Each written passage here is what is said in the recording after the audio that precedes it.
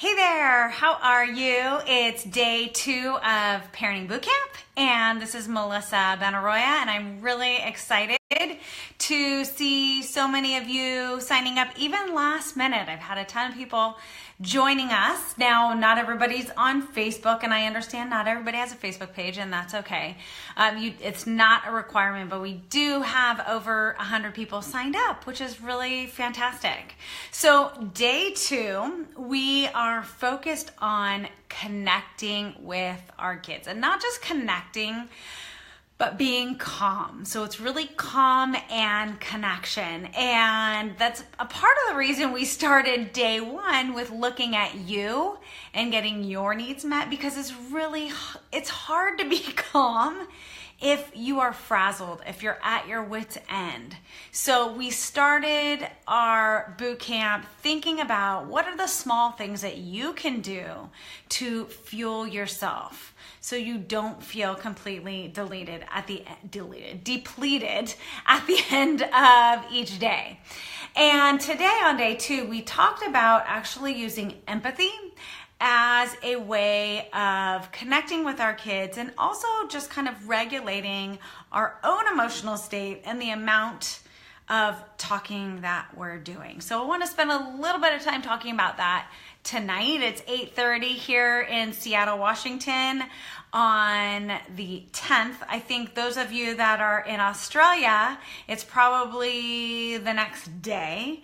And so I'm hoping this time slot works so that way we can both show up and have a chat and I can answer any questions you might have. So if you are joining us for the first time, my name's Melissa Benaroya. I'm a licensed clinical social worker. I'm the founder of Childproof Parenting, which is it's a book. The Childproof Parent is a book that I co-authored with Robin Dowdy, but it is also an online program for parents of toddlers and preschoolers. And I'm really excited to be launching that soon. And I'll tell you more about that later. But today I am here supporting you in finding ways to connect with your child, stay calm, so that way you can thoughtfully and more intentionally parent your child. So ideally, things feel easier and lighter. You feel like your child wants to cooperate, that you're not in a power struggle, and that you just enjoy the time that you have together. So today's practice was really using empathy as a parenting tool. Most people don't think of empathy as a parenting tool. And empathy is something that we are all born with. Some of us naturally have more than others, but it's something that we're all capable of using and having and feeling. And I think I liken it to a muscle. The more that we work it out, the more we use it, the greater access it is, the more natural it is to feel empathy towards our child. It's much easier to empathize with an adult that we can relate to. It's really hard to sometimes relate to our children and their emotions because it doesn't always seem rational to us. So this week I suggested you pick a one-liner. And this is just a starting place. So it's not my suggestion of what you should always do and just limit yourself and only use this one thing.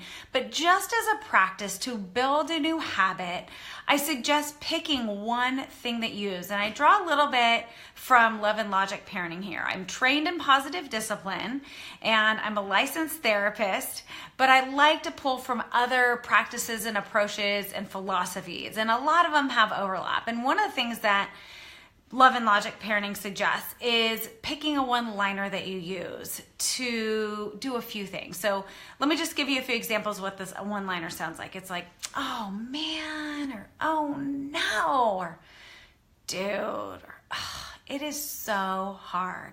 It's that one thing that you say before you say anything else. There are lots of other parenting responses that can follow and should follow. Sometimes it's just kind of standalone, but it's that first thing that you say so your child knows that I hear you and I see you, and they're going to be more willing to hear what's coming next when they feel heard and seen.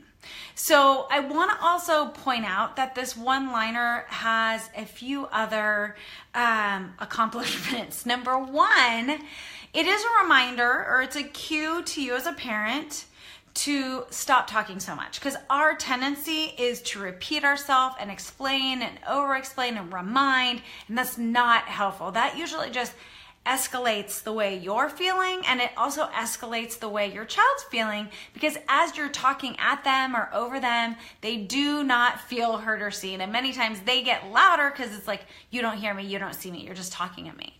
So it's a reminder to stop talking so much, like keep it simple, and that's really what we focus on in childproof parenting, and the approach and the framework is keeping it simple so it's accessible in the moment, so it feels light, so it doesn't feel like you have to make things up on the fly and be creative all the time. Really keeping it simple.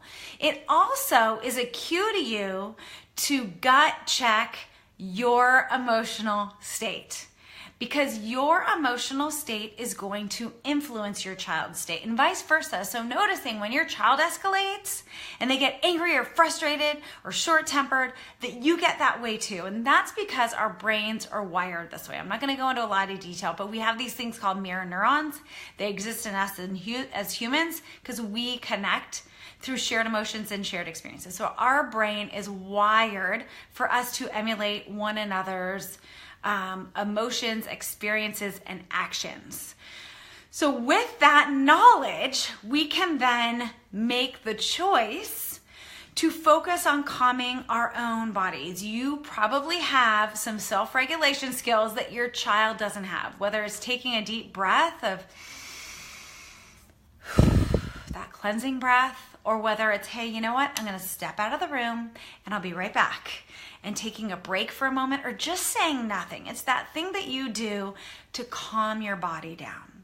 When you are calming your body down, your child then is going to emulate that state. So we can't make our child be calm and settle down. We can tell them that. That actually usually has the opposite effect. They usually escalate because not only are they feeling this way right now, but you're telling them what to do, and that just creates a power struggle.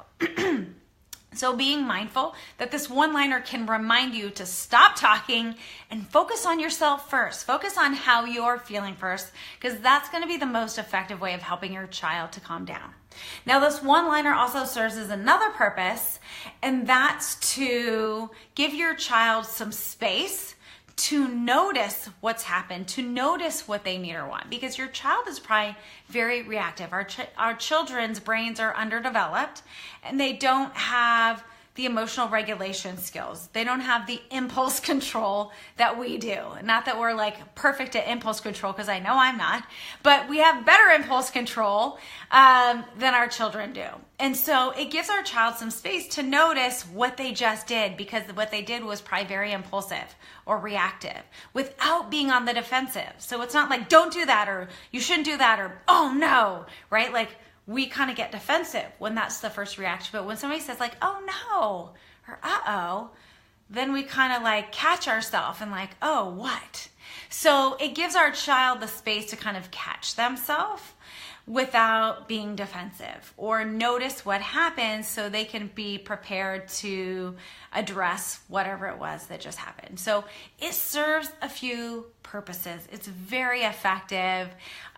It's been proven time and time again that empathy is a very powerful parenting tool. And most people don't talk about empathy as a parenting tool, but it definitely is, because it will change the way you parent and the way your child responds to you.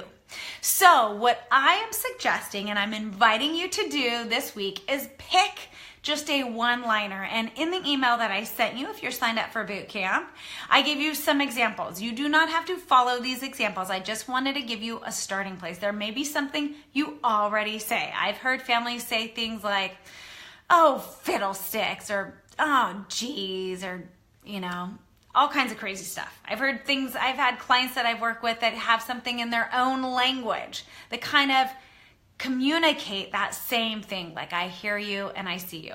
Now, some people will say things like, oh, you're really angry, or you're frustrated, because we want to help our child label how they're feeling. Here's the problem, and this is where I'm going to ask you to tweak it. When we say something like that, we're telling our child how they feel. Nobody likes to be told how they feel. So this is an area where you might tweak it and say something more like, wow, you look frustrated, or you sound disappointed. So you look or you sound is a way to let them know I'm noticing this. And there's also some space for them to say, no, actually I'm not. I'm sad or I'm angry or whatever it is. But it creates the same connection there, because as positive discipline, and Jane Nelson likes to say, we have to connect before we correct or redirect. And our gut reaction is to go right to correct or redirect. And we're not going to be as effective unless we start in this place first.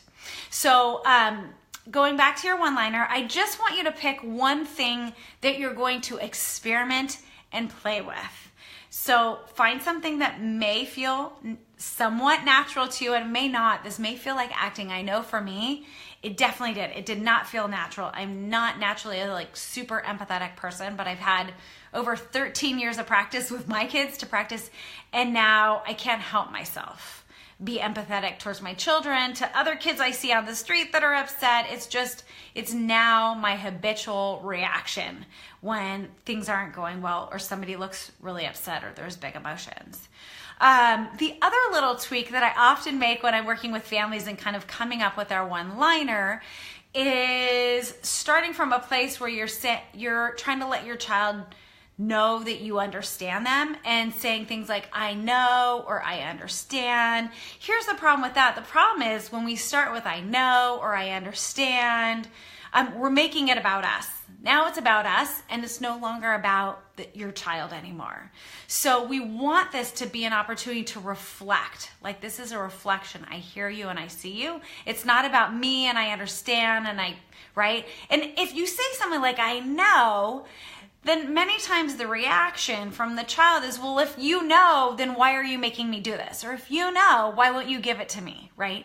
So we want to take all of the I know, I understand, or even, I hear a lot, I'm sorry, right? When we say I'm sorry, then we're taking responsibility for how they're feeling, and we don't have to take responsibility. They are absolutely welcome to feel the way they feel. It could be horrible, and it's absolutely fine if they're sad, disappointed, frustrated. We want our child to experience their emotions, the full range of emotions. It's not just be happy and content all the time. That's not the human experience. And if that's what we were trying to create for our child, they're going to be set up for huge heartache in life. So we want our child to experience those emotions and know, I hear you and I see you, without starting with that I, right? So it's you sound, you look, oh man, it's so hard. I think Bryn shared today that, what did she say? It sounds hard. So she kind of blended it. I like to say it's so hard. It's so hard to go to bed when you want to stay up and read another book, right? It's so hard. She said it sounds hard, which is great. It's still that same connection. It's still that same reflection of I hear you and I see you. So I'm encouraging you to pick a one-liner, and all of you should have the worksheet that I sent out. I sent it out in the initial email that you got and on day one. If you missed day one, not a problem. I will make sure at the end of the week that you get all of the information and you see all of the videos and you get everything that I've sent to everybody else. So don't panic. You can always go to the Facebook page. So I'm recording right now and I'm live right now in the Childproof Parenting page. This is going to get posted to our private bootcamp group. So please know that in the private group, you're going to get that information as well. So you can kind of get caught up on some of the topics that we've talked about in the past. So I'm going to leave you today with 2 practices now for the week. So number 1, like we talked about yesterday, making sure there is something that you're doing, something really small that you're doing just for you, that you are on the priority list and that you're doing this small thing for you, whether it's drinking your coffee before making everybody else breakfast, or taking 5 minutes to write in a journal, or making sure you fill up your water bottle before you leave the house, because maybe getting 4 to 8 glasses of water a day is something that fills you up, that energizes you, that makes you feel taken care of. So I want you to continue with that one thing you decided to do yesterday, and make sure you've put it on your calendar and you're doing that every day. And in addition to that, we're layering it on with being mindful and intentional about using this empathetic statement. And one thing I suggested doing, and I've included it on the worksheet, is defining a time or a scenario where you think this would be most helpful. Because ideally you want to use empathy all day long, but this is new. This is a new practice. It's a new way of responding. So I want you to just pick, in the morning I get really frustrated because we're rushed. Like, that might be a great time. Or bedtime is really frustrating, like it takes forever. That might be a great time for you. Or dinner time is exhausting because nobody will eat what I made. Like, that might be a good time for you. Just pick one time of the day, one scenario that you're going to experiment with. All right, so 2 things to focus on and work on. We're going to continue to layer on. I want to acknowledge that I'm kind of throwing a lot at you. We've only have 5 days together, but I want to give you all some new ideas, some new strategies, may reinforce some of the things that you're already doing so you can do it more. And know that these aren't the only things. I'm just giving you tiny little bit-sized things. My hope is by the end of the week that you find one thing that makes parenting feel easier, that you find one thing that invites your child's cooperation, one thing that makes life at home more fun and easier and joyful. So please don't feel like there's pressure to do everything perfect every day and use it all the time. That's unrealistic. It takes weeks and months to form these new habits, but I want you to find 1 or 2 things that you're willing to commit to. And it's different for everybody. So my job here is really to present a buffet of ideas over 5 days, and you get to pick and choose what works for you and how it sounds and how it works or doesn't work with your child, because there's going to be things you're going to realize, like, this doesn't work with my child, or the way I'm saying this doesn't work with my child. And that's where we just kind of keep tweaking, because this is a learning process. Our children are learning how to function in the world, and we're learning how to be parents. So please know that this isn't about being perfect. I'm by no means imperfect. I could call my children into the room right now and they'd be happy to tell you how not perfect I am in parenting, how I'm still working really hard on all of this. I have, the advantage of this being my professional life and things that I talk about every day with parents. And my children acknowledge they know everything I do and why I say things and why I respond to the way they do. So it's not like I keep it a secret, but I think at the same time they appreciate it. And I think your children will appreciate it too in making some of these changes. All right, so I've taken up enough of your time. If you have questions, please feel free to post it below this Facebook Live. I'll be checking in and answering questions. If you are on the Childproof Parenting page and you're like, wow, I missed the last boot camp, or I want to keep working on these things, please feel free to sign up. I will once again include that link below. You haven't missed everything. We're on day 2 out of 5. And like I said, I'm going to send you everything at the end. So even if you're here all 5 days, you're going to get everything so you can go back and visit and share and, refresh if you need to. All right, guys. Well, I look forward to chatting more with you tomorrow for day 3, and be on the lookout for that email in the morning. All right. Stay great. Stay focused. Be kind to yourself and just have fun. This parenting thing should be fun, and I want you to find more space for fun in your life. I'll see you tomorrow. Take care. Bye.